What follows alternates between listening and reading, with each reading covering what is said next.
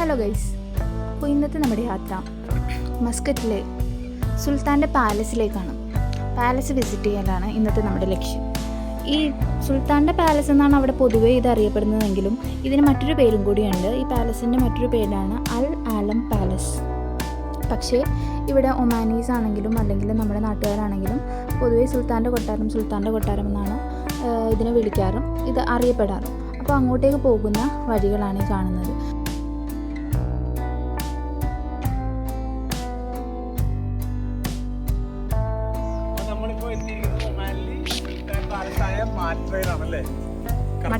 മട്ര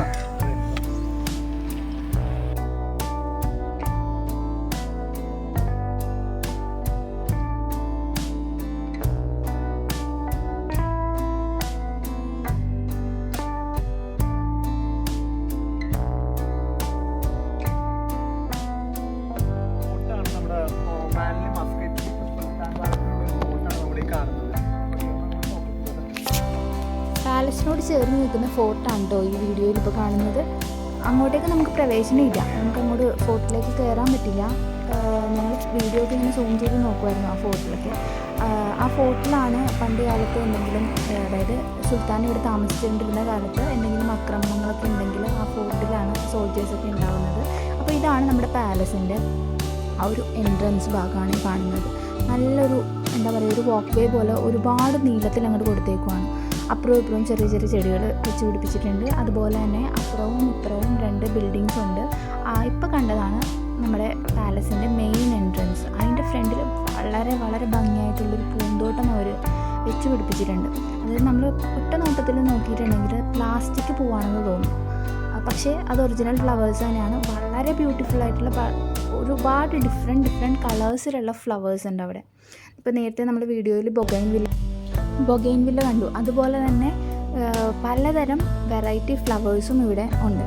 അപ്പോൾ നമ്മൾ ആ പാലസൊക്കെ വിസിറ്റ് ചെയ്തതിന് ശേഷം പാലസിൻ്റെ അകത്തേക്ക് നമുക്ക് കയറാൻ പറ്റില്ല, ആ പുറത്ത് മാത്രമേ കയറാൻ വേണ്ടി പറ്റുള്ളൂ.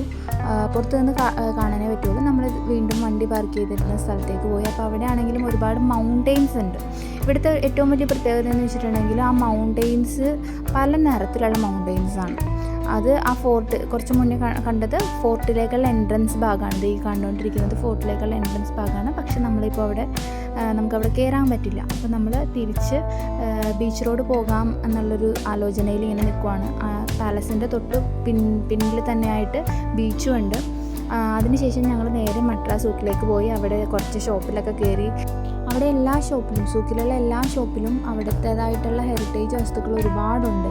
ഒമാൻ്റെതായിട്ടുള്ള തനതായിട്ടുള്ള ഒരുപാട് വസ്തുക്കളുണ്ട്. ഞാനൊരു ആലം സ്റ്റോൺ വാങ്ങിച്ചിട്ടുണ്ടായിരുന്നു അവിടുന്ന്.